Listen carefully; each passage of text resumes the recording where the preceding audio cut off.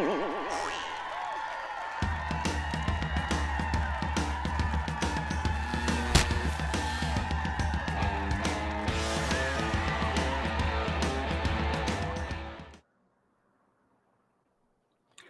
everybody. Welcome to another episode of the Comic Source Comic Boom DC Spotlight. This is for the week of April 20th, 2021. So I guess happy 420, everybody, if that's your thing. I know a lot of people like to do that and read comics. And hey, more power to you. It's legal in most places in the U.S. now. Not my thing, but if it's your thing, hopefully you're celebrating 420 with some cool books. So 6 books we're going to talk about today. Rocky's got them up on the screen there if you're checking it out on the YouTube channel. So quick reminder, everybody, Comic Source Podcast is available everywhere. But if you want to see some of the graphics, some of the art that we're talking about, see the books, you can also check out this episode every week on the Comic Boom YouTube channel with my colleague Rocky, who puts out great content in addition to these DC Spotlights, a lot of other reviews, and shows off his massive comic collection with all kinds of keys and stuff. So be sure, even if you just listen to it on the podcast, go check out his channel once in a while. Give him a smash on that subscribe button. Give him a like on the video. Like I said, there's a reason I like collaborating with Rocky. So if you like the Comic Source, you're going to like a lot of what he does as well. So anyway, Rock, how's it going, man? What did you think of this week of DC books? Once again, I got a smile on my face. I'm generally happy with it. Again, just overall, the mood I'm having with DC, I'm surprised. I'd never heard of I'd never played Fortnite before, never have, but Batman Fortnite, I even enjoyed that. And I Googled a little bit about Fortnite, so I'm not completely ignorant, but it was a nice little story as well. So yeah, pleasantly surprised all around. And I even tolerated Bendis' Justice League a little bit. So, and plus, I enjoyed the weekend, April 20th. We had some good spring weather here yesterday and this weekend. So it's been good. I wish I shared your optimism. Not that I thought anything this week was terrible, but I don't know. Nothing really stood out for me. I felt like it was a little on the average side. Even Catwoman, which I normally look forward to, I thought was a little bit of a down issue. Which it feels like it's building up to something. You do need those ups and downs. I've said it all the time. But I do agree with you about Batman Fortnite, the Zeropoint. I also have never played Fortnite. That's a young person game in my mind. I'm sure there's plenty of people our age that play, but I'm not one of them. I'm not a big gamer. But yeah, it was rather interesting. So I'm sure we'll get to that, and we'll have a good discussion. Maybe I missed something. Maybe there's more to these issues than I thought, and I just which is part of the reason I love doing this, because you always pick up on things that I didn't. So we'll go ahead and get right into it, starting with Nightwing. This is Leaping into the Night, Part 2, written by Tom Tylor, art by Bruno Redundo, colors by Adriana Lucas, and letters by Wes Abbott. And, the first issue of this creatives team, Nightwing, was critically acclaimed. You heard a lot of creators talking about it before it came out. And it hit stands, it sold out, a lot of people talking about it. And there do seem to be a few people that don't like it. I see nobody in the middle. Everybody that read it thought it was great, like 8 out of 10, 9 out of 10, 10 out of 10. Or I saw people that just very much disliked it. I didn't see anybody that said, it was kind of okay. But I sort of felt like the first issue was great and I loved it. But this one I fell more in the lines of, it was okay. So why don't you kick us off? What did you think of Nightwing number 79? Well, I do think that, I still think that writer Tom Tylor is playing still setup a little bit here. And I really like it. I'm definitely on the side of people who are really enjoying this. This is excellent, especially for new readers and for old readers like myself.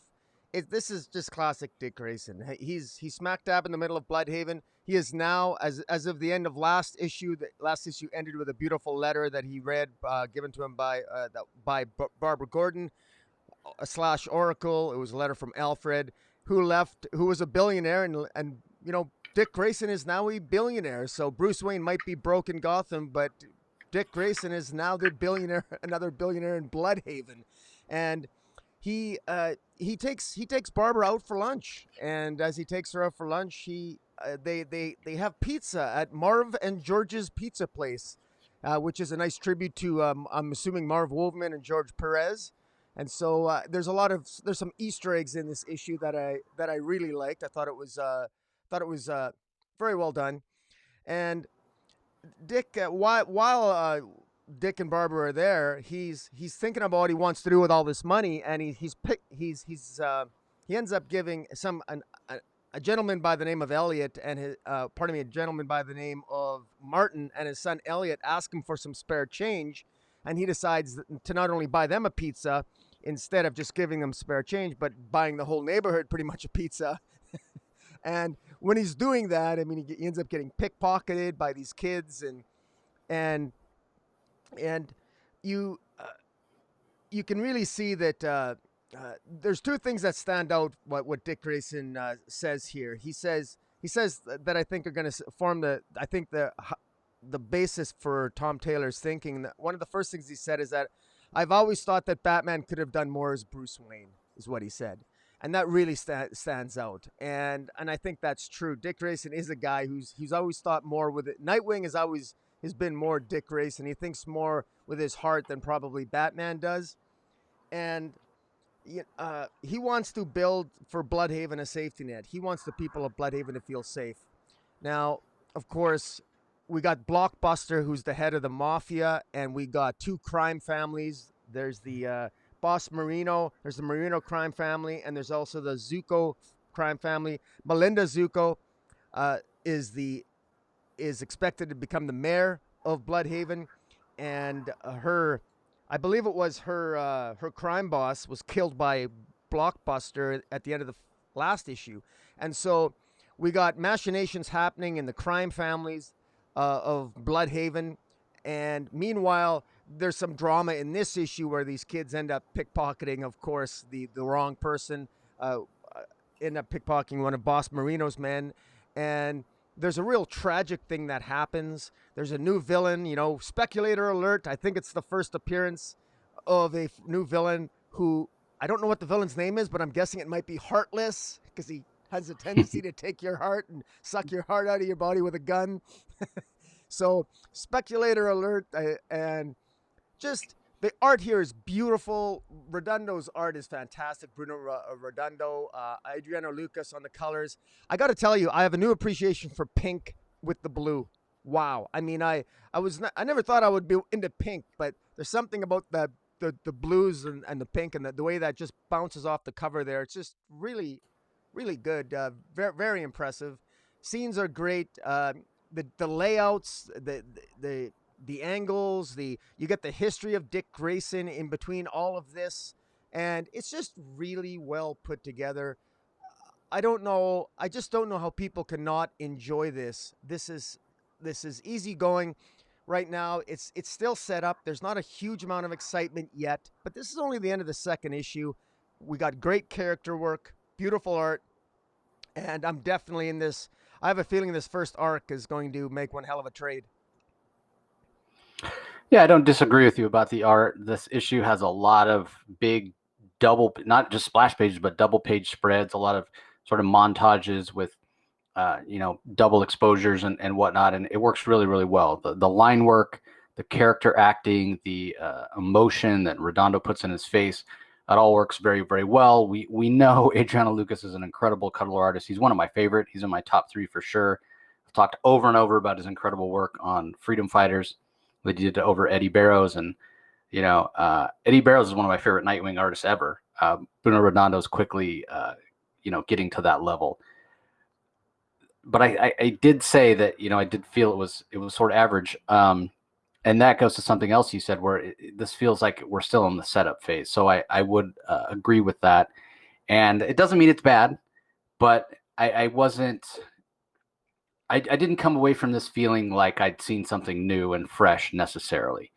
I do think it would be interesting to get rid of Nightwing and just have Dick Grayson take on the persona of the Bloodhaven billionaire and just do what he can to be the safety net for the city, as he uses that line here, and take the costume off. And that line that you quoted, and that, before I go to there, that comes to the point that I wanted to make about the parts of the book that I enjoyed the most was the interactions between Dick and the not necessarily all homeless people, but the people in need. Some of them being homeless, some not, but the ones that he bought pizza for, everybody that could use a meal, and his interactions with Barbara, Dick Grayson out of the costume. Those were the best parts of the book. When it got to the Nightwing scenes, it felt a little like been there, done that. Oh, here's a guy harvesting organs from homeless adults, and all their kids are left homeless. And we see later on there's a camp, and Grayson, being the great detective he is, doesn't even realize. He goes to the camp looking for his wallet. He tracks his wallet there, ends up saying, "Hey, keep it. You need it more than me." Makes the realization there's no parents here. It's just a bunch of kids. But then he just leaves. Like, why would you not be asking more questions? Hey, where are your parents at?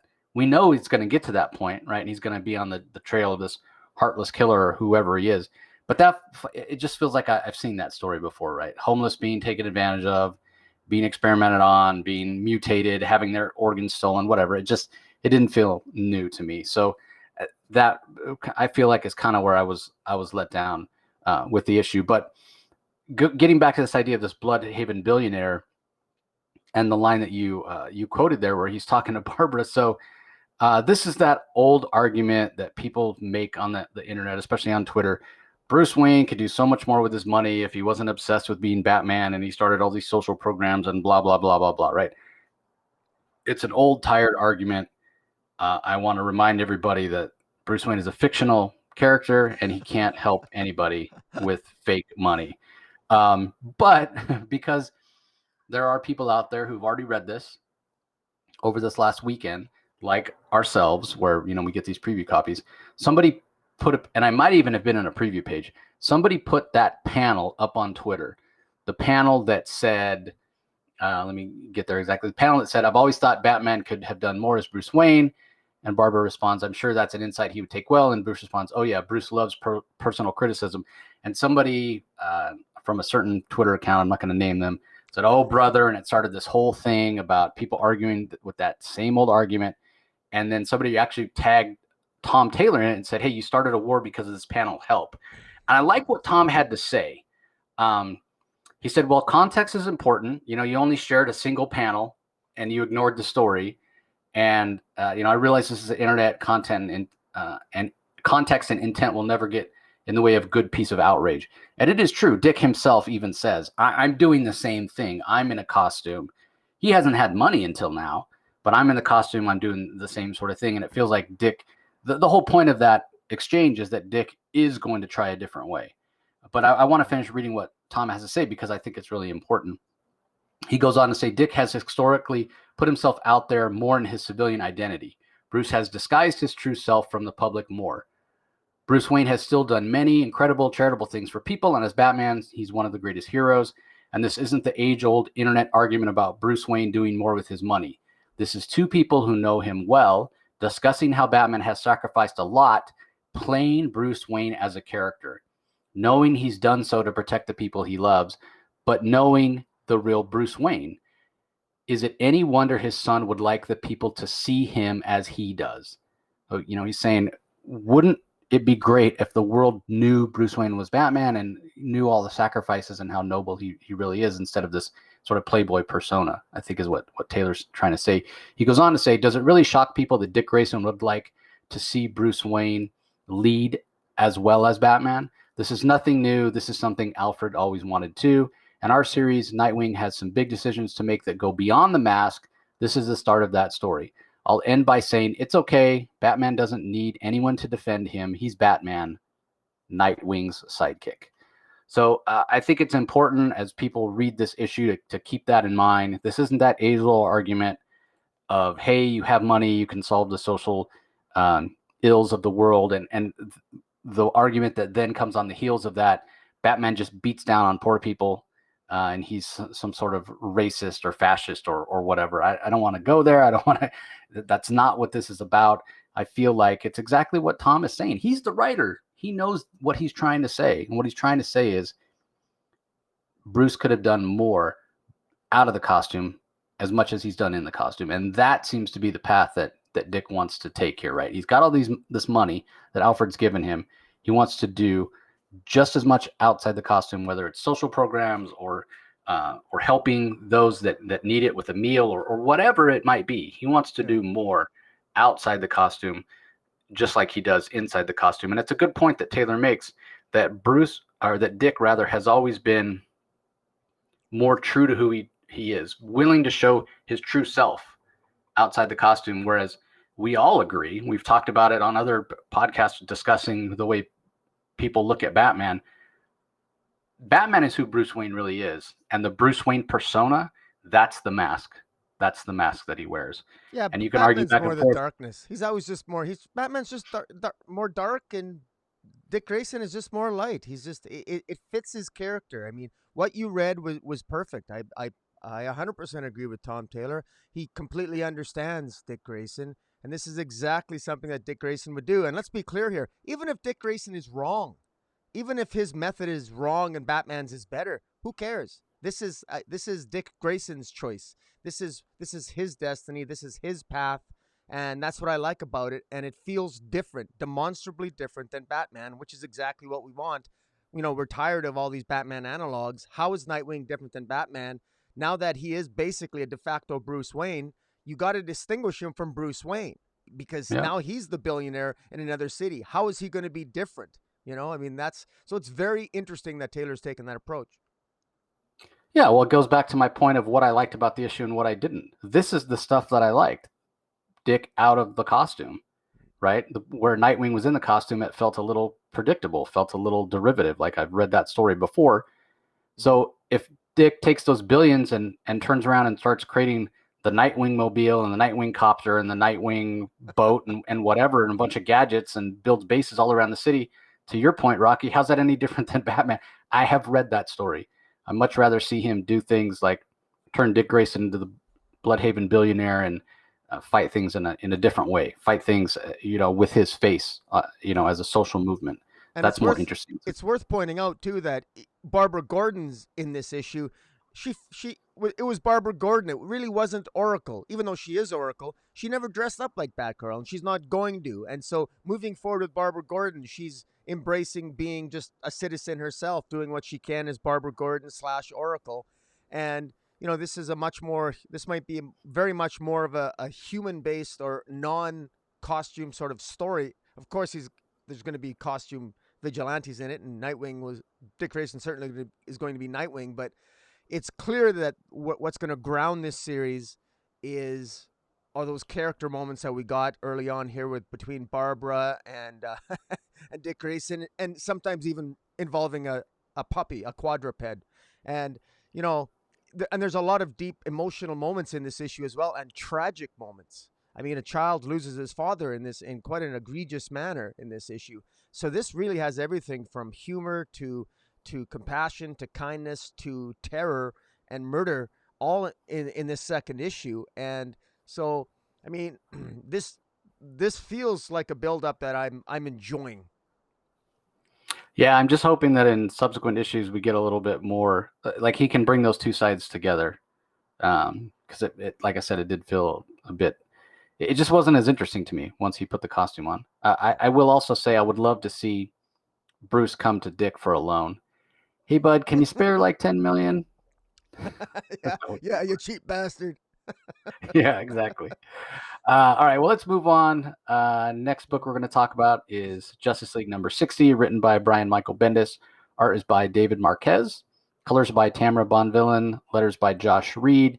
And then we do have the Justice League Dark Backup, which is written by Ram V, art by Xermanico, colors by Romulo Fajardo Jr., and letters by Rob Lee. So we'll start with the main story, Rock. What did you think? I was so torn. I actually thought I don't always think in advance what I'm going to say when we do this. This one, I've actually thought in advance what I'm going to say, and I'm still going to bumble it and probably won't sound coherent. I'm really torn. There's so much in this Justice League issue that this is so typical Bendis. The dialogue, while it's not as horrible as it often is, it's still overwrought. It feels like nothing happened in this issue, even though something kind of did. As somebody, if you've already read the 6-issue Naomi series, you don't really like that will help. You don't need to. This entire issue is a recap. If you know nothing about Naomi, it gives you Naomi's background. Basically, the character called Brutus, who comes from another world, another universe where Naomi got her powers from, or Naomi's home world, I guess. Brutus, he's disappeared.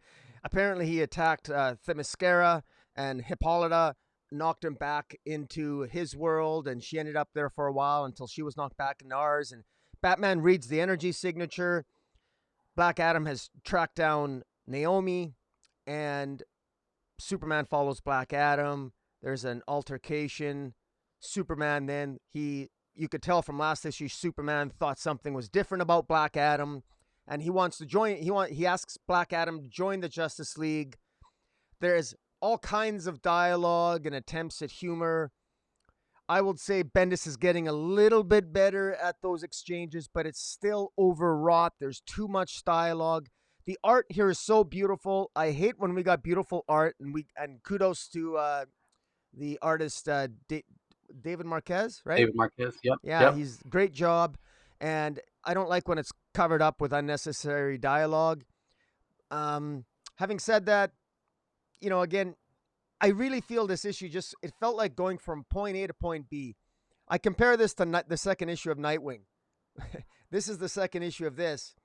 The second issue of Nightwing, I felt had every bit of dialogue. It never felt, there wasn't one unnecessary bit of dialogue by Tom Tylor. Here, there are literally there's half a page of dialogue per page is unnecessary. It doesn't serve really any purpose. It gives us no character moments. It's just very, very bad in attempts at humor, and Bendis seems intent on putting a character on the page, and he thinks that just because a character's on the page, they have to say something every if every single character doesn't utter one thing, one word or something on every page, he feels like he's maybe betrayed the readership or something, and boy does it show. But if Bendis could get out of his way, I mean, I swear, I think if I didn't know better, I think I was talking about somebody that just started writing. I don't remember his dialogue being this bad when I was reading his classic works. But I don't know. Maybe. In any event, this is okay. This is okay. It's not blowing me away. I know exactly what's going to happen. We're going to end up 6 issues in. We're not going to learn anything about Naomi's homeworld, and the Justice League with Naomi is going to end up going to her homeworld. They're going to be a fight. They're going to learn nothing. There are at least 2 moments in this issue where something is about to be revealed, and Naomi interrupts before they can say something actually that moves the plot. It's ridiculous. And Bendis did that repeatedly in Superman for an entire year. He did it repeatedly in Action Comics. He did it repeatedly in the Legion of Superheroes.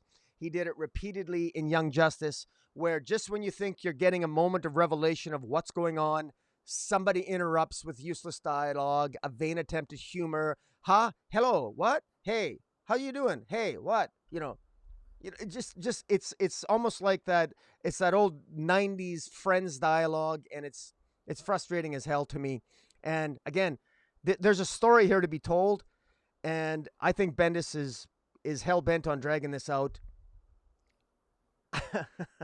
Man, I don't know, man. Help me out, Jace, man. Am I going crazy, or am I reading too much into it? No, I mean, all you have to do is flip through the book or scroll if you get it digitally and just look at how many goddamn word balloons are on every page. It is absolutely ridiculous and unnecessary. So instead of pacing and plotting this correctly, what Bendis does, if you're watching this on YouTube, we get this recap. I'll go back to the page you had, Rock. We get this recap page. Yeah, we get this recap page where he gives us 4 paragraphs of text that basically bring us up to speed, because Bendis didn't want to take the time to actually write this out. So instead, because of where it ends last issue and where he wants to start here, there's a big gap. So in order to bridge it, he goes, I'll just put in these 4 text paragraphs so people will know where we're at, right? And so then we get a story instead of those 4 text paragraphs, he could have actually shown us that and paced and plotted it correctly and scripted it correctly, and would have been a really tight issue where we felt like we got a big chunk of story. Instead, he gives us these 4 text paragraphs to get us, quote unquote, caught up. And then he spends the majority of the issue, like Rocky said, trying to crack jokes and trying to be clever. And there's not hardly any action in it. The only action is whenever this villain Brutus shows up and fights against Hippolyta. And then we get a few other call outs to other things, which at least he does that, at least he's trying to add a little continuity. We obviously know there's history from the Endless Winter storyline with Hippolyta. She doesn't trust Black Adam because of everything that went down there, and you can see why she doesn't want to have anything to do with him. So at least that's okay. But just like Jeffrey Thorne's Green Lantern #1 was, might as well have been called, John Stewart is the greatest. This might as well be called Naomi is the greatest. Superman is praising her, Batman, oh, you're so good, even though you're just a little kid and you're so powerful, and you've got to be the one to lead us into your dimension. You're the only one that's ever been there, blah, blah, blah. Yeah, we get it, Bendis. You created a young, strong female black character, and she's been well received. Great. One of the thousands of characters you've created in the last 10 years. Something finally hit the wall and stuck. Kudos to you. Oh, wait, maybe it was David Walker that actually made that work because he actually scripted the story. So this is not any good. It's Bendis doing Bendis-y things. Like you said, every character's got to say something on the page. The one thing that I will say that he did that I found interesting was when the league gets together, they're like, all right, Naomi, stay here. We got to go talk. And she even says, but we know what they're up there talking about, whether or not I should be allowed in the league or what have you.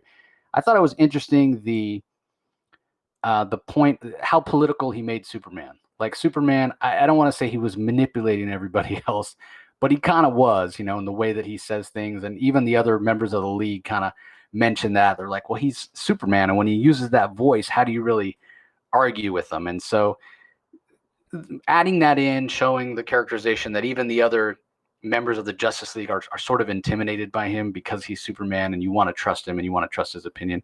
I thought that was kind of interesting. I haven't seen that done before, maybe because it does make Superman seem like he's a little manipulative.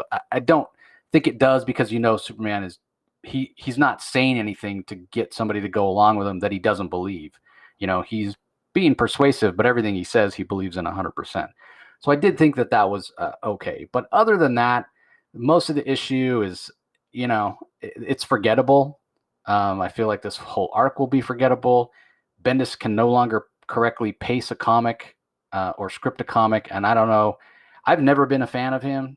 I know people used to talk about his dialogue, how great it was.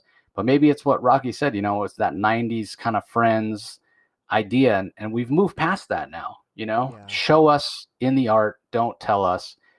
As far as the art, it's David Marquez, and he's an incredible artist.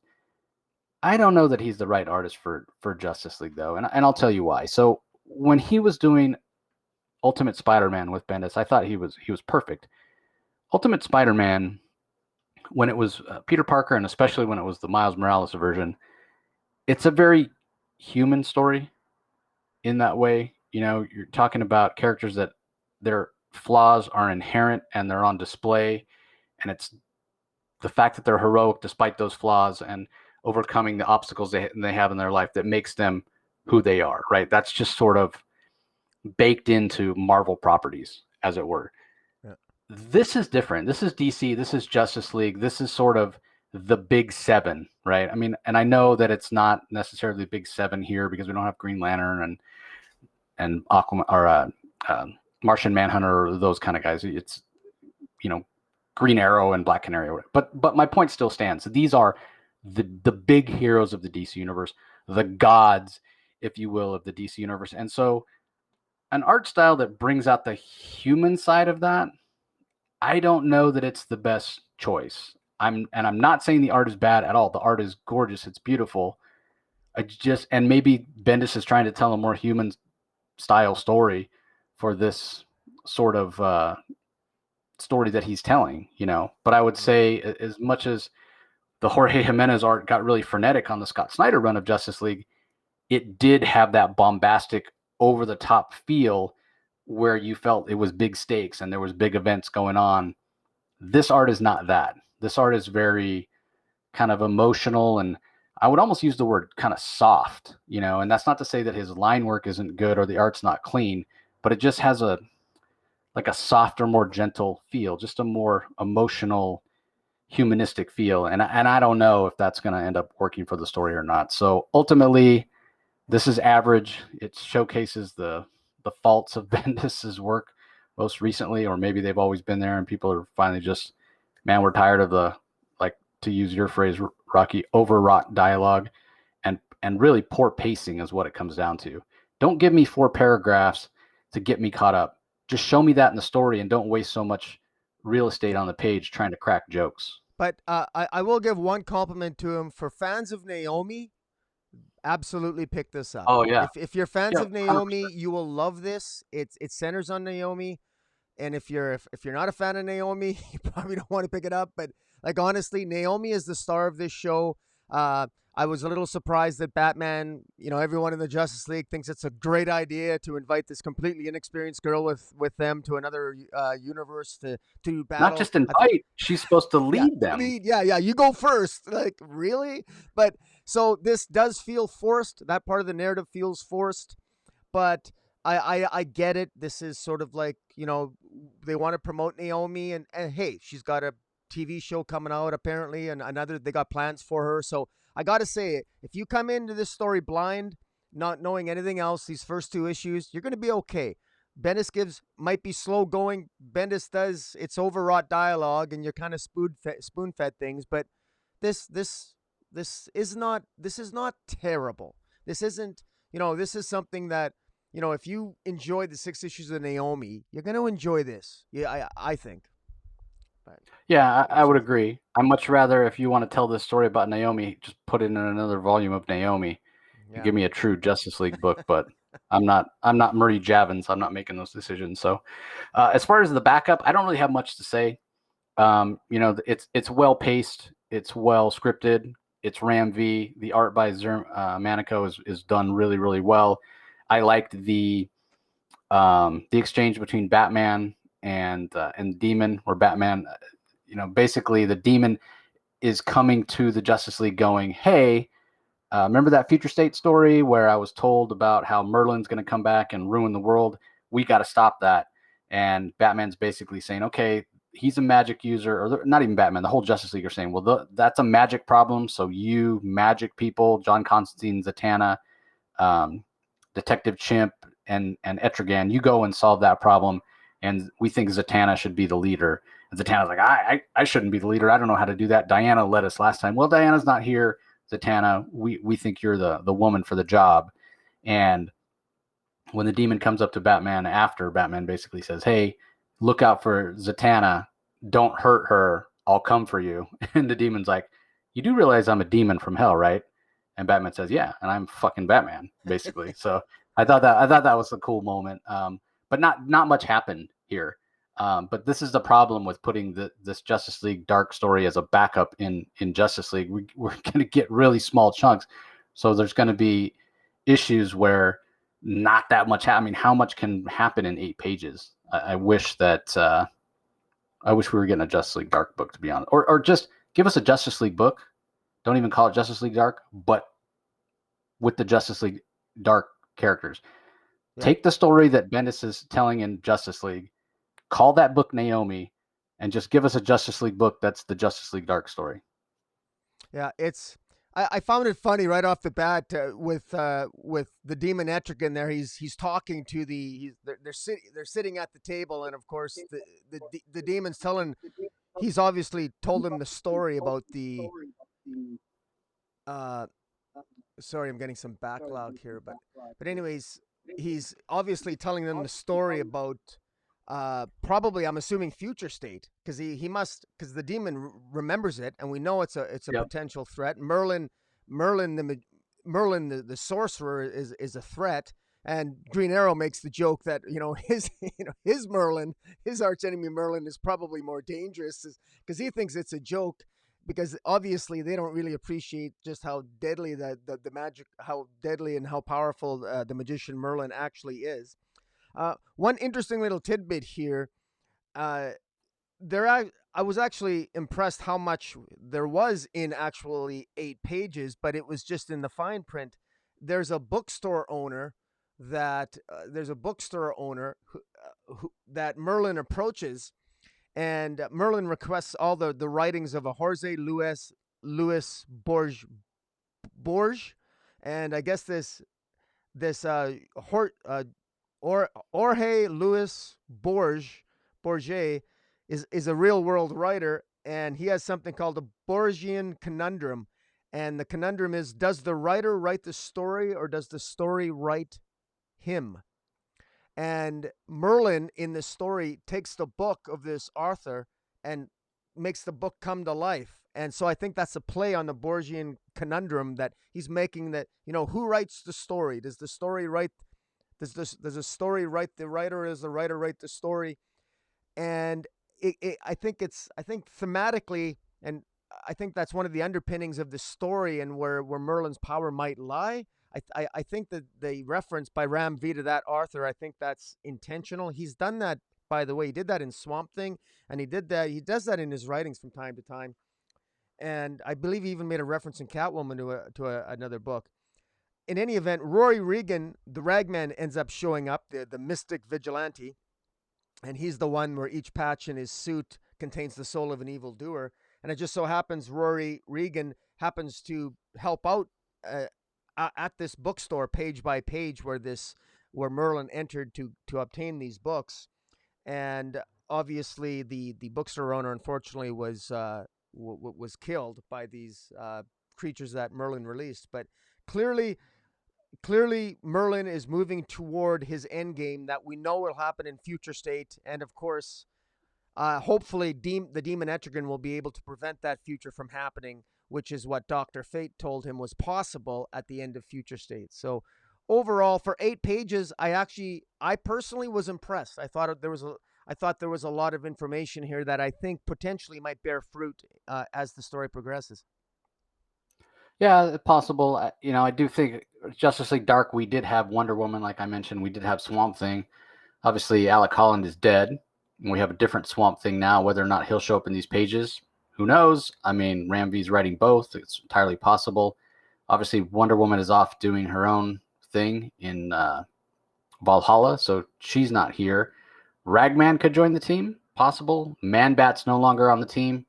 If I were Etrigan and I wanted to stop that Future State stuff from coming to pass, I'd be looking for Dr. Fate. Personally, he would be the one. So I'm going to be curious to see how the ranks of Justice League Dark grow. I mean, like I said, there's only 4 members currently, with Constantine, Detective Chimp, Zatanna, and the Demon. So I guess we'll see. Yeah. All right, let's move on to next book. It's speaking of Ram V, it's Catwoman.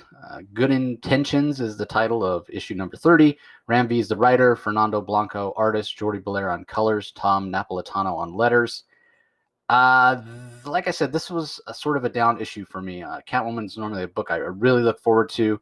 There's a lot of action last issue with Catwoman going and quote unquote rescuing Edward Nygma, who apparently was whacked out on some kind of crazy meth, which was these amphetamines, which were helping him amplify and focus his mind. And apparently they were cut with this other sort of substance, and come to find out that substance is something that Poison Ivy is creating.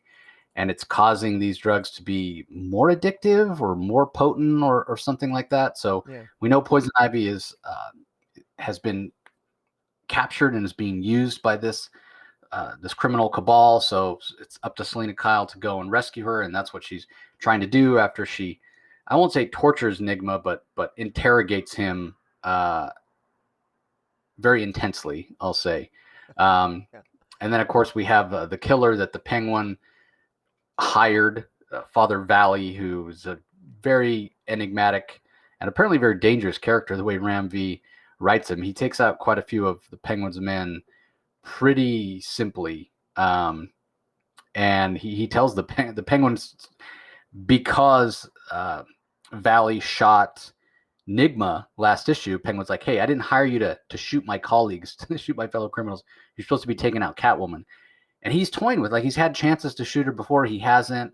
He's got some weird kind of code that he follows and whatever. And he reminds Penguin in this issue, the Catwoman shall die by my hand. Until then, beware the storm. It's like, you've hired me. I will do the job, but you don't have any control over me. You don't tell me what to do. Basically, the guy's crazy, bat crap crazy. And so I guess we'll see where that leads. But Ram V does kind of bring it back at the end to what he does best, I feel like, with these Catwoman stories, or what I love best. He sets it up for a heist. Poison Ivy has been, I don't know if she was sold or what, but she's now in the hands of this private art collector who collects very rare pieces of art. So apparently the whoever this group was that were using her to cut these drugs has moved on from it, and they dismantled their laboratory and what have you, and sold it to this guy who's giving this show, not to show off or sell anything to these other uber rich art collectors, but just to show them what he has that they'll never be able to have. So, he's pretty much a jackass at that point. But yeah, it did feel like a little bit of a down issue. Like once again, we're setting up the following issue, which will be, I imagine, a lot of action and maybe some sort of heist or freeing Poison Ivy or what have you. Last issue felt really action packed, whereas this issue there was very little action beyond Father Valley fighting the Penguin's henchmen. So it's still scripted very well. It's paced very well. It's Ram V. The Fernando Blanco art is tone perfect. It's raining the entire issue, which gives it sort of this interesting feel, because it definitely feels like this dirty, gritty Gotham City that we've all sort of come to know. But it also, with that rain constantly falling, it feels very somber. We're also reminded that Selina and Bruce have agreed to kind of stay out of each other's way for a year. That happened in Batman 101. So that's why she doesn't go to Batman and ask any help with rescuing Poison Ivy or let him know about the drugs that are being cut with whatever substance she's creating. And we also have some mysterious figure in a hat and trench coat that comes and gives Selina a lot of information. That's how Selina finds out about this Sid Hart Roy gentleman who's basically bought Poison Ivy. And who this is, I mean, kind of look like it could be the Question or something, but we don't see his face. It's only in shadow, and he just calls himself a friend for now, and then sort of disappears after giving Catwoman the information. So whether it's a new character, whether it's matches Malone, whether it turns out to be Batman helping out, I guess we'll see. So it's still a solid issue, just not my favorite that Ram V has done so far, because it does feel like set up for the next issue. I love this issue. It still gets high marks from me. I didn't feel that it dragged for me. It's called Good Intentions, and it's building on a theme that, if I didn't know better, I would think that Selina's going through a little bit of what Dick Grayson's going through over in Bloodhaven, because as you said, her and Selina and Batman have an agreement. They're taking a year break from each other, and Selina herself is struggling with, she wants to do what she can for her stray cats, for her strays, and she wants to help the homeless people of Alleytown. She is also trying to come to terms with the best way to help the people of Alleytown in her own way. And you could tell that Selina would prefer probably not having to be Catwoman. However, she keeps getting dragged back in, and this Father Valley character, who I think is, kudos to Fernando Blanco. Oh my God, Fernando Blanco, his art's fantastic. That scene was cinematic, the way he drew Father Valley approaching the Penguin and the Penguin's men. I mean, the Penguin was initially afraid of Father Valley. He apologized to him. He called him Mr. Valley. Father Valley. You could tell that the Penguin is intimidated by him. And then he even smiled because Father Valley knew that he intimidates the Penguin.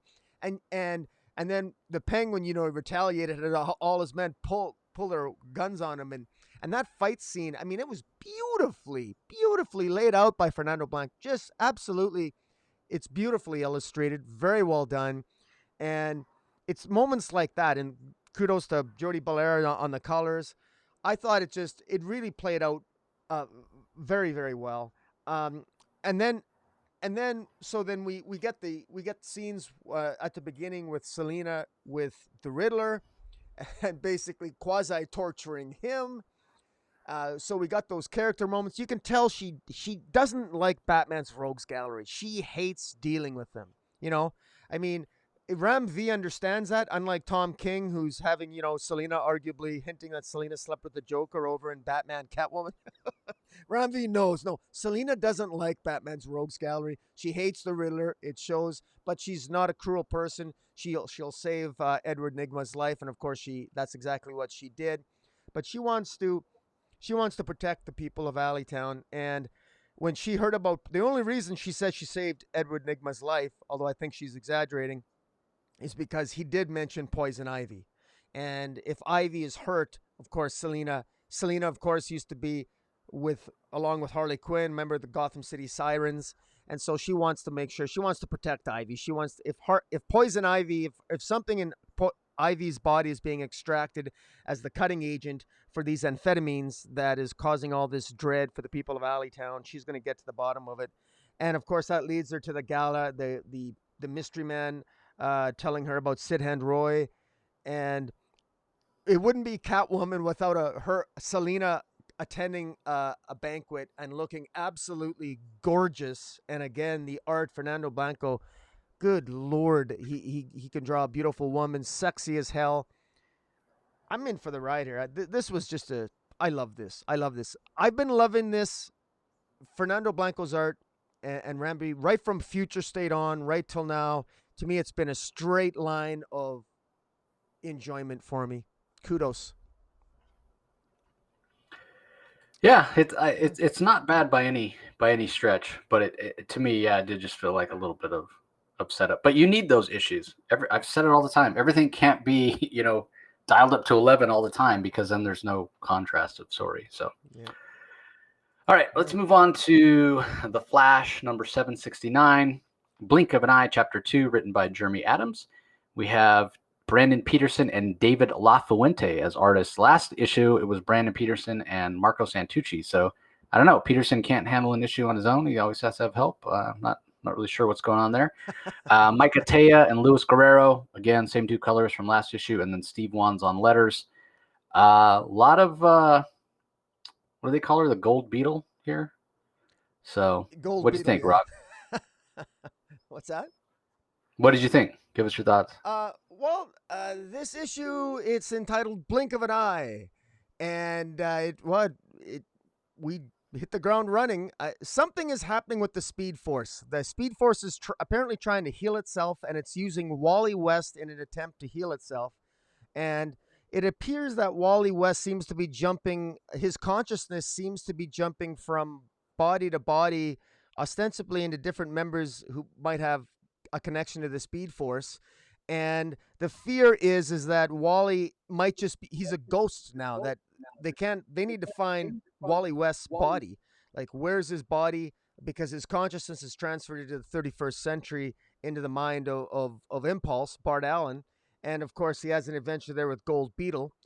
And this was kind of a fun issue. This was a fun issue. And I even liked that, even the way they played with, the way writer Jeremy Adams played with time. It wasn't complicated. It was kind of fun.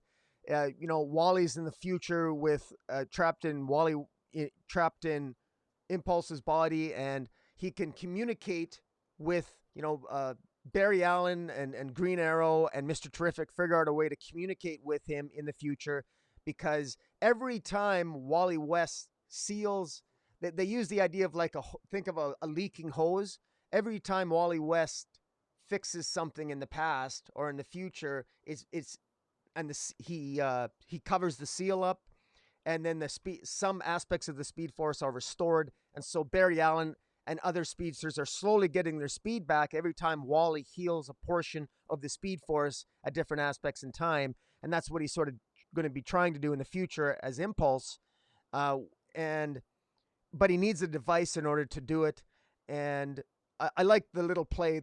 They go to the Flash Museum, and Barry Allen and Mr. Terrific and Green are in the present. They plant the device that Wally needs. They put it in the museum, in the Flash Museum in the present. And then in the future, Wally literally just breaks in with Gold Beetle into the future Flash Museum and retrieves it. Very simplistic, not a complicated storyline, not a complicated issue. And ultimately, he's successful. It's interesting to listening to the something that Gold Beetle said. The last time we saw Gold Beetle was, other than the last issue, was we saw her in the 853rd century in Future State, where there was the Justice League of the 853rd century along with Black Adam. They were ultimately consumed up, but Black Adam was sent back into the present. So that's interesting because she makes a reference because Gold Beetle uses tech from the 853rd century to be able to listen in to sort of the communication between Wally and Barry. And I thought it's interesting. It's interesting. The Speed Force affects different physiologies differently, and this Dominator is infected by increasing in size. The dinosaurs that were infected with the Speed Force last issue, they got the superpower of speed. Yep. The Dominator gets increased in size, and this issue, this adventure is resolved, or it culminates with this device that Wally has thrown into the Dominator, and it lowers his sizes, and then Wally West is transported again. And he's, I guess next issue he's in World War II. He's going to be, we end up with a teaser image of World War II for next issue. This is fun. It's a little bit tropey. You could tell it's, Jeremy Adams, but is, having him probably go on an adventure through time. But I could tell Jeremy Adams is the writer. He's having fun with this. I like the dialogue. It's funny. I wish Bendis understood what humor was and how to do humor like this. This dialogue I thought it was fun. It was quirky. I actually find Gold Beetle to be more likable than Blue Beetle and Booster Gold, quite frankly. I thought the coloring was really well done. Mike Atea and Luis Guerrero on the colors did an excellent job. And kudos to the artist David Lafuente and Brandon Pederson. I was just, overall, I was just put a smile on my face again. I don't know. I like it. What'd you think? Again, I just thought it was okay. I mean, once we find out, okay, Wally's body's gone. Okay, so wait, he's jumping around through time, and he doesn't have a body. His body's still out there somewhere, and he's hoping each time he leaps, his next leap will be the leap home into his own body. Leap? Sound familiar, right? It's like, God, it's so derivative. That story's been done before. Also, how many goddamn times have we had the story of Wally or Barry trapped in the goddamn Speed Force? Yeah. Like, something's wrong with the Speed Force. Something's wrong with the Speed Force. So-and-so's trapped in the Speed Force. Like, I don't know, man. It's not really speaking to me in terms of the originality of the story. Now, that being said, I do agree with you. Gold Beetle is funny. The fact that she has, instead of skeets, she has beats is funny. Yeah. It's well paced. The art, for the most part, is pretty solid. The color work is outstanding. The page layout, so the way the panels are laid out on the page, works really, really well. It's continuing that tradition that you see in Flash of very distinct panel layouts, which Brett Booth was really good at doing that and making very dynamic pages. So that all works really well. I'm going to be curious to see. We did get that teaser at the end that Wally has leaped back to World War II, like Rocky said. We see two Justice Society, or maybe I should say All-Star Squadron characters there, Jay Garrick Flash and the Ray. So which one Wally's in is going to be, I hope he's in the Ray, because that would just be so interesting. Having Wally leap into Jay Garrick, like, we know Jay Garrick. That Jay Garrick has the same powers. It'd be more interesting. You want to have something original to have Wally having been leapt into the ray. So I guess we'll wait. We'll have to wait and see on that. So again, I thought it was okay. Can you scroll back to that previous page that you had on there? There is one thing I mentioned it last time about how Brandon Pederson likes to outline his characters. And again, it just bugs me. If you look at that Mr. Terrific there in that middle panel, how he's all outlined in red. I just don't know why Pederson does that. It makes it look real plastic and fake looking. I don't understand why he does that. It is really obvious. That was the worst time that he did it. I mean, he does it in the panels below that too. Flash is outlined in orange, Green Arrow's outlined in green, Mr. Terrific still in red, but it's not like that one particular panel. I was just like, oh, here he goes again, outlining people. Maybe he wants us to be able to tell which panels he drew and which panels somebody else drew, because you can definitely tell whenever you go to a page and you see the characters outlined like that. We know it's Brandon Pederson did those pages as opposed to David Lafuente. I just don't know why he does it. It pulls me out of the story. I don't care for that. So yeah. Anyway, but overall, it doesn't bother me. It doesn't bother me as much as it bothers you. But I can see where you're coming from. Sure. Well, it didn't used to bother me as much, but the more I see it, the more it starts to just grate on me because it's unnecessary. And sometimes in some pages it doesn't bother me as much.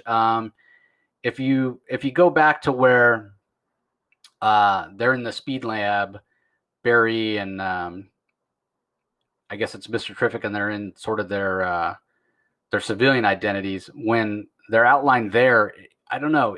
Maybe it's because the outlines are more close. The color he chooses to outline with is not so. It blends into the background a little more, so it's not so apparent. I don't mind it as much there, but yeah, there are times where it just drives me crazy. So, but anyway, yeah. I mean, this is okay. Again, it's not terrible. It definitely has more of a feel of something actually happening as opposed to when we got toward the end of Joshua Williamson's run where it felt like, God, is this ever going to end? Is there anything ever going to happen?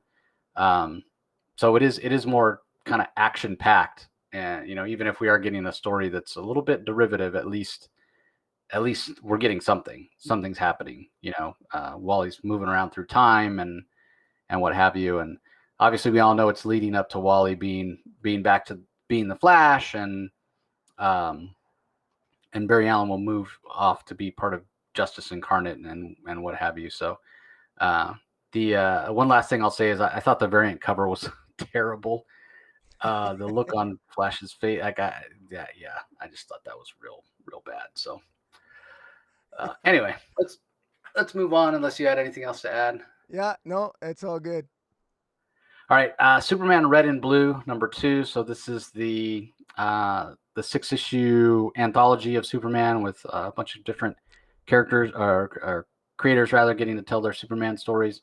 Main cover by Nicholas Scott, or variant covers by David Cho and Brian Boland. And I was surprisingly disappointed in the Boland cover. You hear Brian Boland and I think, oh, this is going to be so great, and it was just okay. So anyway, we've got stories. The first one is Own, written by Steven Seagle, illustrated by Duncan Rouleau, with letters by Pat Brousseau. We have Into the Ghost Town, written by Chuck Brown, art by Dennis Cowan and John Stanisi, colors by Chris Sotomayor, lettered by Dave Sharp. We have Patience, written and illustrated by Dan Panosian. My Best Friend Superman, written by Stephanie Phillips, illustrated by Marley Zarcone, and lettered by Rob Lee. S is for Cyborg, written and illustrated by Jason Howard, lettered by Tom Napolitano. And that's it. So, what'd you think? It was well. I guess starting. Nothing here really stood out as really blowing me away, or it was, the whole thing was sort of meh to me. But we can just starting off.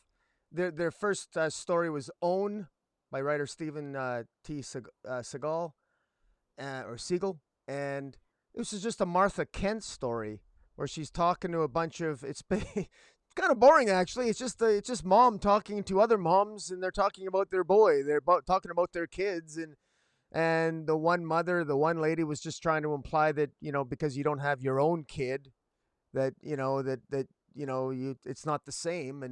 And then it was just Martha saying, well, she has the same fears and worries and love for her child as anyone else. And as she's saying that, that's juxtaposed against images of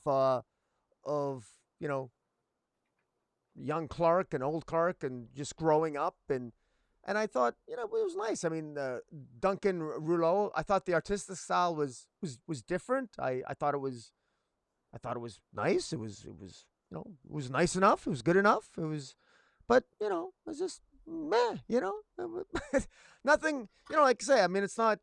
There was nothing revelatory really, but it was nice that Martha Kent got some love. I mean, we in this issue definitely an older Martha, but and it ends with Clark Kent coming in and meeting his mother for lunch and meeting the other ladies, and she's proud of her son. And it's just those moments. It sort of reminds me. I know sometimes my mom will always, when an old friend of her comes to town, she always wants to make sure that all her kids come to, because parents always want to show off their kid, right? And so I like the ending, sort of like, with Clark Kent, oh, good, Clark's here, I it just sort of reminds me of that. So it was just a feel good story, and this whole issue was just a feel good story. If you just want stories to put a smile on your face and very simple, straightforward Superman stories, I mean, this is definitely the thing that you'd want to pick up. So Yeah, I don't know why it's not doing it for me. I'm such a big Superman fan, and the whole point of this again is okay. Every story is just in tones of red, white, and blue. That's where the Superman red and blue comes from. So all the stories basically they're all colored in reds and blues, and then you have the white as the negative space. Maybe that's why emotionally these aren't landing for me. If you want to read a great Steven T. Seagle Superman story, I'd suggest you go read "It's a Bird," which is sort of an autobiographical story from Steven T. Seagle, and Superman is a fictional character in it, and it's very heartfelt, and it was nominated for awards, and it's just an incredible piece of comic book work. It's sort of a smaller graphic novel, yeah, it's and very it's good. it's excellent. Yeah, Yeah, excellent.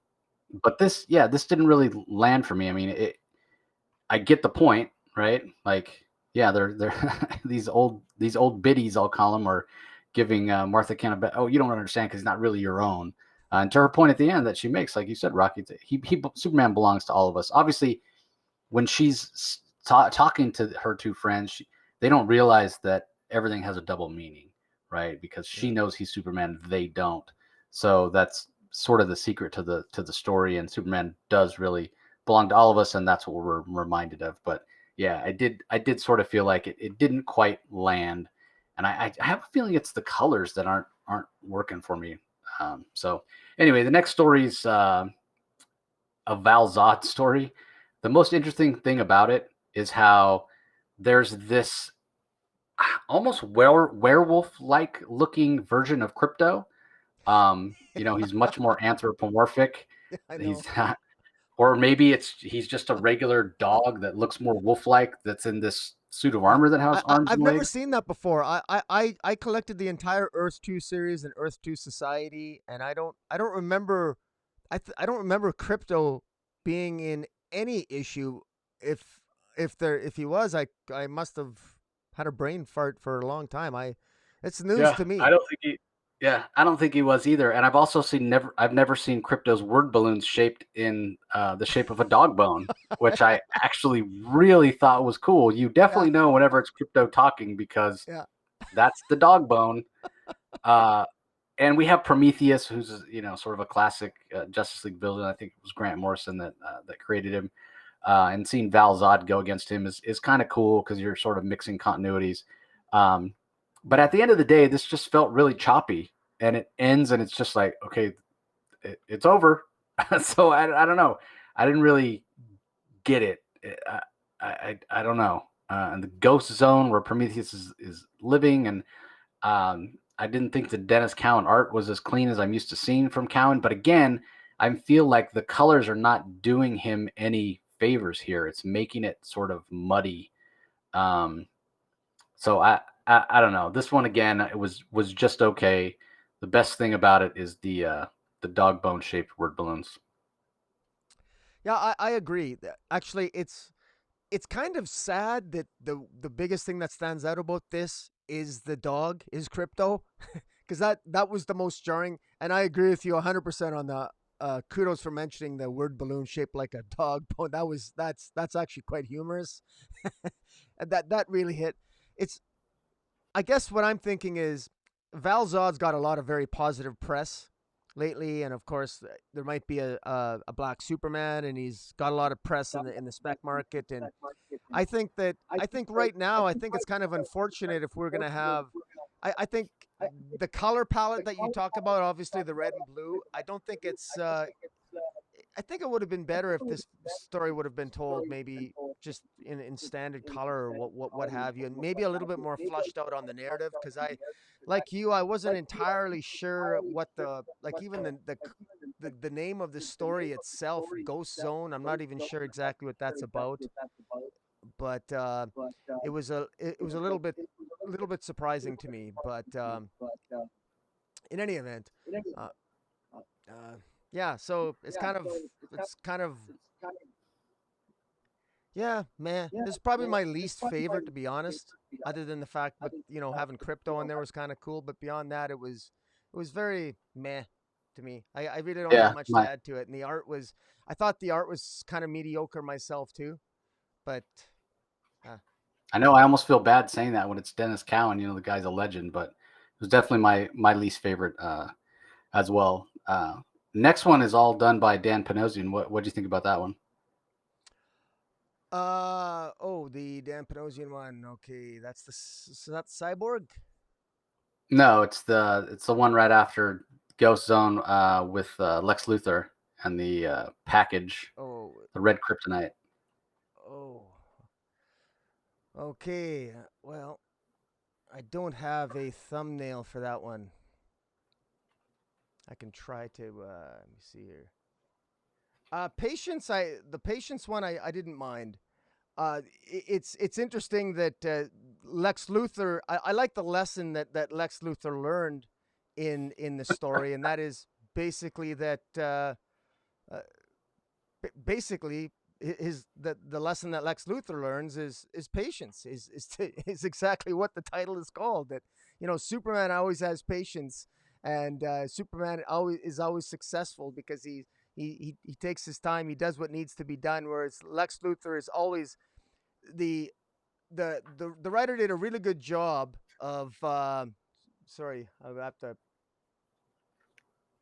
Uh, Yeah, it was Panosian. He did it all. He wrote it and drew it. oh, okay, yeah, because he did a really good job showing just how impulsive Lex Luthor is, and it's incredible to me how at the end, at the end, I like at the end the red kryptonite that Lex Luthor has. He's not going to be using it. He's going to be putting it in storage. It reminded me of the end of Indiana Jones in of the Indiana Yeah. Jones movie where you just putting it away for now, and he's patient and he's learning to slowly develop a plan more strategic because Lex Luthor is a super genius, and he can usually come up with a plan to defeat anybody immediately right away, and he doesn't need to think much about it because he's Lex Luthor. But Superman's a different story because Superman can think just as fast as he can, but he's also got all those powers. So this is a nice short story of probably the first time that Lex Luthor learned the hard way that having patience against Superman is crucial if you're ever going to successfully defeat him. So yeah, no, I thought it was very well done, and it reminded me of an old Silver Age story. And I've got the Silver Age cover. I should have took it out where Lex Luthor and Superman get into a boxing match. I think some of those scenes, I'm pretty sure most of those are homages to Silver Age stories. I'd be willing to bet because the one just reminded me so much of the Silver Age, and I even got some vibes of the Superman versus Muhammad Ali issue as well. But in any event, I liked it. It was actually pretty good. Yeah, this is my favorite of all the stories that are in here. And to your point, like Luther teaching himself patience over the course of the story. He says, patience, they say, is a virtue. Sadly, patience feels too close to passivity, a quality I despise in men. And as he receives this red kryptonite, which supposedly this version of red kryptonite, they've manipulated it to Superman's exact genetic code, and it's going to strip him of his powers forever. And Luthor just has to figure out how to expose Superman to it. And every plan he comes up with, he realizes that Superman will probably defeat that plan. And so Lex sort of talks himself out of using the kryptonite at all, and does, at the end of the story, put it away, as Rocky said, in a storage facility that is very reminiscent of Raiders of the Lost Ark. So it's so interesting. What I loved about it is Superman doesn't actually defeat Luthor actively. He defeats Luthor passively because Luthor's gone up against him so many times and lost.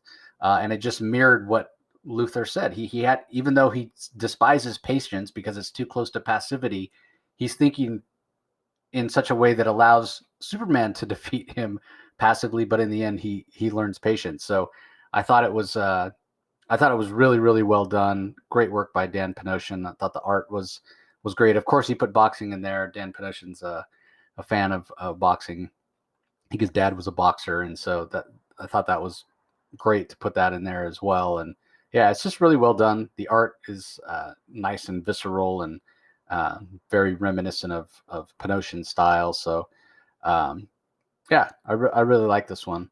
And to your point about Luthor normally being able to think his way out of any situation or figure out a way to defeat people, and usually rather quickly, when it comes to Superman, a lot of his failure. So Luthor can look at a situation and very objectively, very dispassionately, without allowing his emotions to become involved and color his decisions or his outlook, he can figure out how to turn that situation to his own advantage. And it's because of his hatred for Superman. It's because when he can't be objective when it comes to Superman. His emotions always get the best of him, and he tends to act impulsively, and he doesn't have patience when it comes to Superman. And that's oftentimes what leads to his downfall. Either that or his hubris, his ego gets in the way. And so to me, Luthor being able to exercise some patience and put this red kryptonite away for the exact right time is actually Luthor kind of leveling up and making himself more of a threat to Superman. If Luthor could always approach his, whatever you want to call it, his fight with Superman or his war with Superman, if he could approach it in a non-emotional way, in a completely logical way, he'd have a much better chance of getting one up on Superman, or even possibly defeating him in the short term, if not the long term. But it's always either his ego or his emotions that get in the way, that prevent him from ultimately winning the day. So next up was probably the most sort of heartfelt and emotional story, at least one that landed better than the first story, I think. My Best Friend Superman, written by Stephanie Phillips, Marley Zarcone on art, Rob Lee on letters. And it's basically this girl who was at the library, and Superman showed up fighting this big space monster, and she saw Superman get just devastated by this energy blast. And being a very kind-hearted and caring individual, at heart, this little girl Ava ran over to make sure Superman was okay, and he's telling her, no, go away, I don't want you to get hurt. And she's like, no, but I want to help. Again, that inherent goodness. And he tells her, okay, help me evacuate the area. And then he eventually gives her a piece of the debris from the fight to keep as a souvenir, and she takes it to school, and she's showing her friends, and they of course don't believe her that she actually helped Superman. And there's some bullying that goes on in the playground later on because they think she all made it up. And then Superman shows up and says, oh, it's true. And, we all need to do better and, trust one another. And so it really gets at who Superman is, kind of how he inspires us and should bring out the best in all of us. So I'm not surprised that this is Stephanie Phillips, and if she had a chance to write one Superman story, this is what she would pull out and want to put on the page. So I think it works really well. But again, it's not the most original thing, and the Marley Zarcone art is fine. It does sort of suits kind of a young, aimed at a younger audience, the way her artwork is rendered. So I thought it was fine. I'm sure if Stephanie had, and this is another thing about these stories, they're so short. I feel like if these creators had a few more pages, they might be able to flesh things out, they might resonate a little more. So, what are your thoughts on this one, Rock? Yeah, this is another feel good. Honestly, I wonder if like sometimes I wonder some of these things they have so many common themes to them that they're kind of boring in a way. Mm-hmm. I mean, I love Stephanie Phillips. I love her as a writer. She's of course you let me I collaborated with you and we interviewed her. That was great. I was privileged to be able to do that. This is a feel good story. This reminds me, we even saw this in the movie Shazam, where, the Shazam's, young Billy Batson's friend there, nobody believed him that he knew Shazam. And then Superman shows up as well at the end of the movie. It's sort of like along those lines where, the kid is, it's a kid is lying, not telling the truth, as if you met Superman, as if you did that.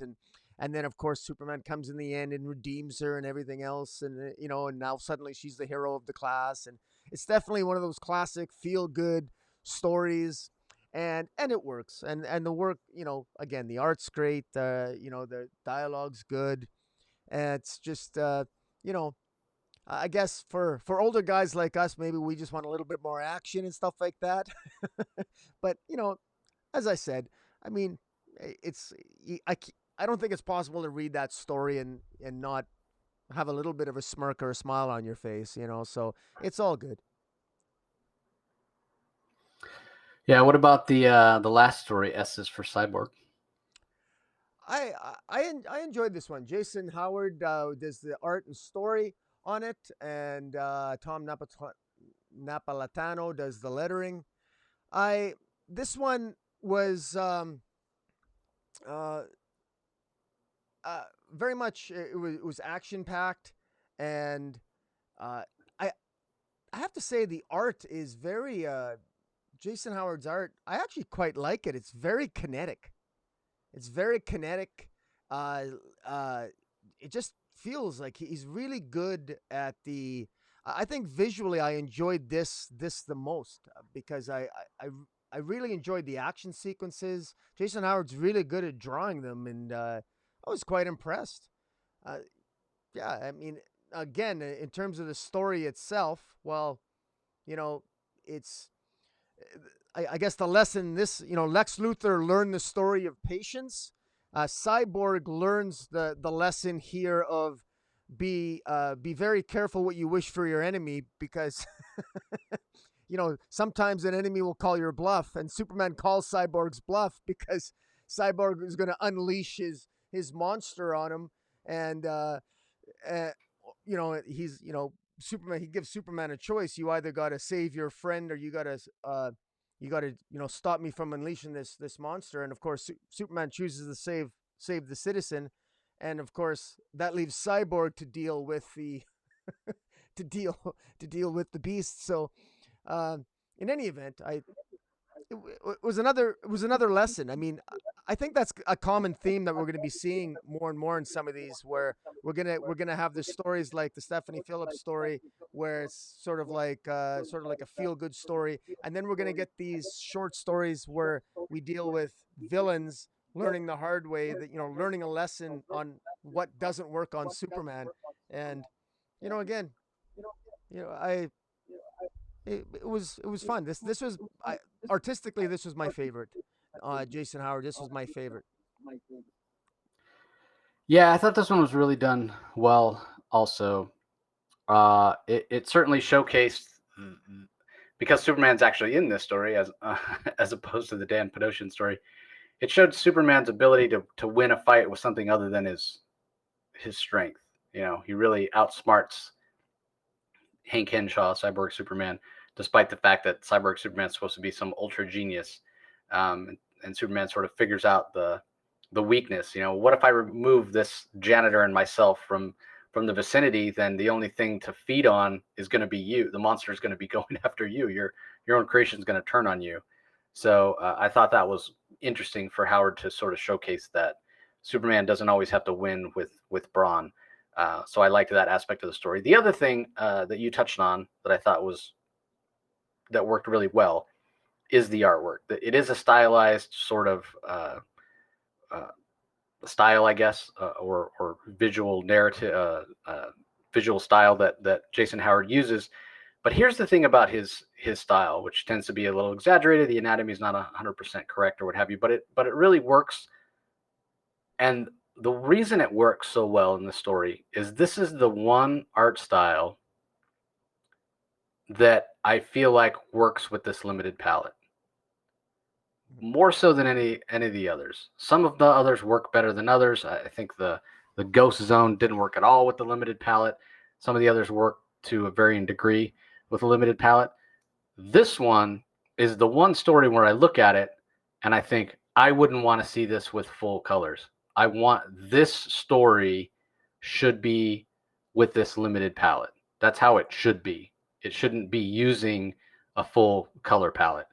The story was created to use a limited palette. So I don't know if it's because Jason Howard did the color work himself and the line work. So he, it was a little easier for him to know what he wanted to do.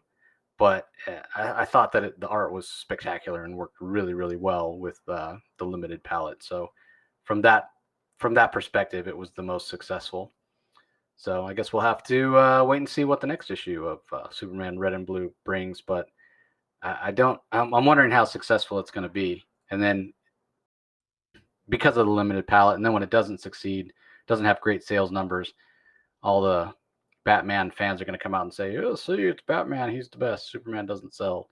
Well, no. I mean, even if you did Superman Black and White, I think it would be doing better than this Red and Blue because it just muddies the art up sometimes. So anyway, on to the last book. It's Batman Fortnite, Zeropoint Part 1, concept by Donald Mustard, writer Christos Gage, pencils by Riley Brown, inks by Nelson Ferro de Castro, colors by John Kalish, and letters by Ann World Design. So this is going to be a big hit, especially for all the Fortnite players out there. I think if DC could get 10% of people who play Fortnite to buy this book, it'll be the biggest book of the year for any publisher. So we'll see how that goes. But anyway, what were your thoughts on this one, Rock? Just so you know, I think I'm getting a little bit of static on your end, or I hear my echo on your end. I don't know if that, but in any event, I've never played Fortnite, but I really like this story. I mean, this was a little bit tropey. There's this huge disturbance in Gotham City. Everybody's running away from it, but it's a crack in reality. It's from tachyons. There's a time disturbance of some kind, but Batman runs into Batman discovers that some people are actually running toward it, including Harley Quinn. Harley Quinn jumps through it, and Batman just wants to take measurements. He just wants to study it because he wants to protect. He wants to make sure it's not going to destroy the world because he could tell it's multiversal in origin or tachyons and some such, comic book sciencey stuff. In any event, a mysterious figure comes along and pushes Batman or kicks Batman into it. Batman is pulled in. He almost escapes, but the gravitational pull pulls Batman into this other world where he loses his memory. He can't talk and he loses his memory, but yet he kind of remembers. He possesses all his fighting skills, all his abilities, all his tactical thinking, all the things that make him a formidable force as a superhero and as a fighter. He retains all that, but he can't talk. He can't communicate with others in this other reality, including Catwoman, Selena Kyle, who he runs into, and she can't communicate with him, but they retain their fighting skills. And it's the action. There's all kinds of great action sequences in it, and it's quite impressive. I had a blast reading it. It was, I like his. I recognize some of the outfits on Fortnite just from advertisements that I see in other areas of pop culture, and it's interesting to see Batman fight them, and and he can kind of tell that everybody. You could tell it's like a video game because at one point the bright lights coming toward them, and him and Selena are the last ones standing, and they figure they're gonna die, but they don't. It just disappears. It's a bright light, and that's how the issue ends. And so I'm assuming that's like a level in a video game or something where they're going to be transported to another level of the game or something like that. I don't know. I'm guessing, but it does it for. I got to give credit to the Christos Gage and the concept consultant Donald Mustard. I think they did a really good job here. It felt adventurous. It felt like it kind of had a video game kind of feel to it, and there was a lot of fighting. There was a lot of action. Batman was thought strategically. The way that the way that I like his thoughts. I like the way that Christos Gage narrated Batman's thoughts and how he was putting things together, and Batman's frustrations of not being able to talk, and yet and yet always having to fight, and the way that Batman could read his opponents, and I love when Batman I love those scenes in any Batman comic when Batman's fighting powerful opponents and he describes, and you Batman describes how he's thinking, because you can get a better appreciation of just how cool and awesome Batman is, because he figures stuff out on the fly while he's fighting. He can defeat an opponent before he even deals that crushing blow, because he's already read his opponent, and I just love that. And this was a fun issue. I see Fortnite fans that are even remotely Batman fans. I think that they're going to love this. I really do. And if there's any possibility of getting any of those Fortnite fans, like you said, into comic books, man, all the power. Fantastic. Yeah, I mean, I know, like we said at the top, I know very little about Fortnite as well. I know it's a battle royal video game, and it's a giant map, and basically what happens is everybody spawns on the map, whatever number of whatever it is, 64, 32, or however many number of players, and it might depend on the settings for the person that started the game. But basically, after a certain amount of time, the map starts to shrink. That's what that circle or storm is that it's called in the book here, and it starts to shrink down. So basically, it forces people to eventually, you have to fight, because it forces everybody together. If you get caught, it's kind of like the antimatter in Crisis on Infinite Earths, right? Everybody's forced together, because if you get hit by that stuff, you die. So that's why everybody has to eventually come together, and that's how the game proceeds, right? Or that's how you get to an end of a round, because everybody's forced together, and only one person can win, because everybody's forced together. Here we had Batman and Catwoman standing together at the end. So when the storm comes in, and I guess they disappear, and I'm sure they're going to respawn on a new map, and it's going to be a situation where, how do those two communicate? How does Batman figure out where he is, and how does he escape? That's sort of the mystery behind the whole thing. Meantime, we're going to get a bunch of Fortnite Easter eggs. So it is a fun story. It's obviously outside of continuity. I mean, this Jim Gordon's there. Harley Quinn is much more villainous when we do see her. How much this is going to tie in to anything in DC, I think it won't at all. It's going to be a complete standalone, just fun, action-filled Batman story where DC is trying to get some of these Fortnite players to pick up a comic. So how successful they'll be, I don't know. I think the art by Riley Brown is done really, really well.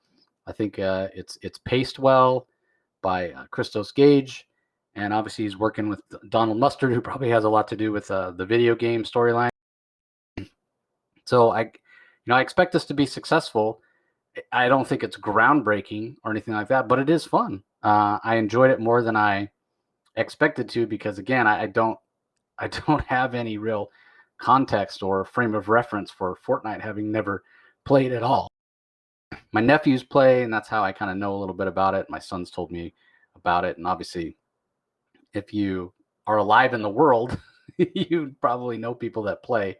I know some of my coworkers have young children that play, and it's a big thing. It makes tons of money, so hopefully DC can tap into some of that, and I guess we'll see. So I picked up a couple of copies, couple of different covers of #1, just because I have a feeling it might be worth something. I'm specking on it a little bit, and yeah, I guess time will tell. I think it's a pretty safe spec. I'm gonna definitely pick up probably at least 2 issues myself. Yeah, for sure. Yeah. All right. Well, in addition to the books that we talked about, Batman versus Ra's al Ghul, which is Neil Adams' 6-issue limited series, comes to a close this week with issue number 6. And I haven't read any of the issues so far. I didn't read 1 through 5, but I did read 6 because it was the last one, and I had my press copy, and I was like, it's Neil Adams. Is this what I'm going to expect it to be? And it pretty much was exactly what I expected it to be. Kind of a mess narratively, and it's recognizable as Neil Adams art, but his art is nowhere near as good as it was when he was in his prime, which, the guy's in his late 60s now, so you wouldn't necessarily expect it to be. But if you're a big Neil Adams fan, you've probably been picking it up and probably will enjoy it. There's also Scooby-Doo, Where Are You, number 109, out this week, and everything else we talked about. So I guess that's it. Yeah, I felt like probably average to a little above average books this week. A lot of them just they weren't quite there. I felt like a lot of setup issues this week, but sounds like you enjoyed the week a lot more than I did, Rock. Yeah, I enjoyed it, but I would agree that things are, you know, it wasn't. It's still better than it used to be. I mean, I would go for weeks last year where there would be just garbage after garbage, but this was probably a little bit, you know, it wasn't necessarily like as good as maybe the first week or two, but it's maintaining the quality basically. I mean, even Justice League 60, which was probably my least favorite. I Justice League Dark, I enjoyed that. So there's actually something to really enjoy about all of this, and Zeropoint is a pleasant surprise, and hey, AT&T's maybe we don't have Tom Tylor anymore doing his video game universe there. What was that? Injustice. Injustice. Sorry, yeah. So now we got Zeropoint. So so we'll see if that can be as successful as Injustice. Wouldn't that be something? Yeah, I mean, it Uh, wouldn't surprise me at all to see Batman start showing up in Fortnite. Maybe he already does. Maybe there's already a Batman skin. I don't know. But I will agree with you that there's no stinkers here. Certainly, this is a better week from the gap in quality is much smaller than any future state week where we had some really bad stuff that was low on the scale, twos and threes on a scale of 1 to 10. Nothing here is terrible. It's all uh, certainly readable, and you can get some enjoyment, some entertainment value out of it. Even the Justice League book, that as I said, even the Bendis story had that Superman moment that I enjoyed. And like you said, if you're a Naomi fan, you probably love it. And Justice League Dark was quality. So yeah, nothing here that was terrible, but for me, nothing that stood out like, oh man, this is a must read. The closest to a must read I'd say would be probably the Nightwing story, but again, it still feels like Tom Taylor's kind of getting everything set up for a really good long run on Nightwing. So yeah. And I want to give a shout out to the Brian Boland cover that I know you don't like it. It's something bugs you about it. I really like it. I really love the background, and I got a huge Brian Boland collection, and I'm definitely getting that cover for Superman Red and Blue there. For that Brian Boland cover is just fantastic. I love it. yeah, it wasn't that I didn't. I think it's the best of the three covers. But when I heard Brian Boland was doing a Superman cover, I expected to be blown away, and it's Yeah. just much like the issue itself. It's just okay. I mean, some of those Wonder Woman covers that he did back in the day were just amazing. Yeah. This isn't amazing. It's a good, solid cover, but it wasn't like, oh my god, I have to have that, that kind of thing. So, Yeah. Well, good. Well, all right, I guess that's gonna do it, everybody. Be sure you are subscribing to the Comic Boom WebTube channel, or YouTube channel rather. Like I said, smash that subscribe button, hit the like, notification bell. Make sure you're giving Rocky your attention. He puts out a lot of great content. As far as the Comic Source podcast goes, we're available on all podcast platforms, and we're putting out content daily. So we appreciate you guys hanging out and listen to us jabber on about comics. all Got right. anything Thanks, coming Rocky. out this week that you want to mention, Rock? Well, I am. I've my schedule has had an impact on me, but I still have an interview scheduled for. I'm scheduling an interview with Douglas Ernst, writer of Soul Finder, Black Tide. I wanted to interview him this week. My schedule didn't allow for that, but hopefully that will be coming out in the next week or two. And I'm putting my top 50 sentimental comics and my top 50 favorite comics. They're actually two different. I got sentimental comics that I love, top 50, and then I got comics that I really think that are cool, top 50. So I haven't figured out what to actually call it yet, but I got a lot of comics. I'm having a lot of fun going through my comics, and I just wanted to organize it. There's this thing going around YouTube about different guys are posting their top 50, and so and they're hashtagging top 50 comics. And so I'm going to be doing that because I realized I had a lot of fun earlier this afternoon. I was going through a bunch, and boy, it's hard to narrow it down. I got a lot of boxes Yeah. to narrow it down to 50, man. Oh, good luck. That's really tough, I tell you. Yeah, I mean, 50 sounds like a lot till you start going through. Yeah, I mean, I have close to 26,000 books. So when you talk about narrowing it down to 50, it's like 50 sounds like a lot, but first of all, yeah, where do you start in terms of, okay, some are going to jump out right away, but I mean, are you going to look through all 26,000 books to find out, you're yeah, going to end up with 300, and yeah. then you got to pare that down. Well, Yeah, I don't envy you that. yeah, the funny thing is though, it actually the top 50 sentimental comics for me was actually easy. It was much easier because so much from my youth, there are so many very specific comics that had an impact on me that I very specifically remember during specific times in my life. So it was actually surprisingly easy on this from the sentimental aspect.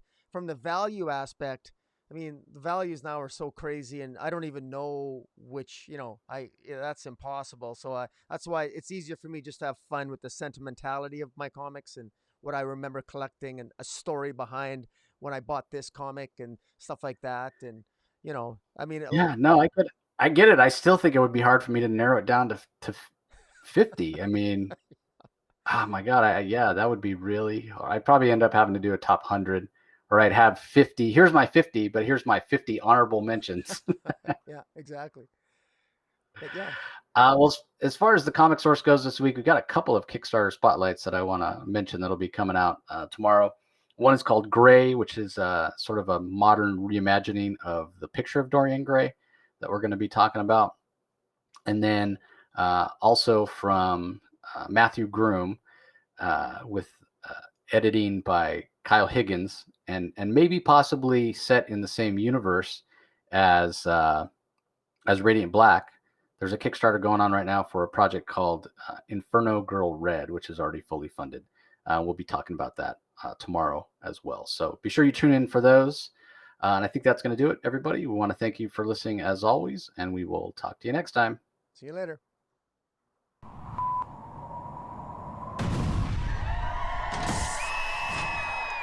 Mm-hmm.